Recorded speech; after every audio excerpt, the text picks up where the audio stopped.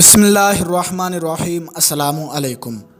حضرت عثمان رضی اللہ تعالیٰ عنہ جب کسی قبرستان پر ٹھہرتے تو اتنا روتے کہ آپ کی داڑھی تر ہو جاتی۔ ان سے کسی نے کہا کہ جب آپ کے سامنے جنت و جہنم کا ذکر کیا جاتا ہے تو آپ نہیں روتے ہیں اور قبر کو دیکھ کر اس قدر رو رہے ہیں، تو کہا کہ رسول اللہ صلی اللہ تعالیٰ علیہ وآلہ وسلم نے ارشاد فرمایا، آخرت کے منازل میں سے قبر پہلی منزل ہے، سو اگر کسی نے قبر کے عذاب سے نجات پائی تو اس کے بعد کے مراحل آسان ہوں گے، اور اگر جسے عذاب قبر سے نجات نہ مل سکی تو اس کے بعد کے منازل سخت تر ہوں گے۔ عثمان رضی اللہ تعالیٰ عنہ نے مزید کہا کہ رسول اللہ صلی اللہ تعالیٰ علیہ وآلہ وسلم نے ارشاد فرمایا، گھبراہٹ اور سختی کے اعتبار سے قبر کی طرح کسی اور منظر کو نہیں دیکھا۔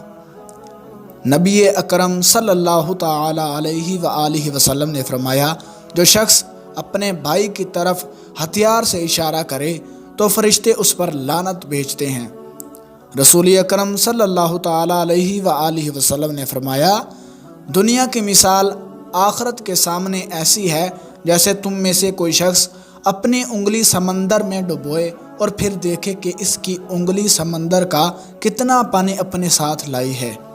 تو دوستو، اللہ تبارک و تعالیٰ سے دعا ہے کہ اللہ رب العزت ہمیں ان احادیث پر عمل کرنے کی توفیق عطا فرمائے۔ ملتے ہیں کسی اگلی ویڈیو میں، تب تک کے لیے اللہ حافظ۔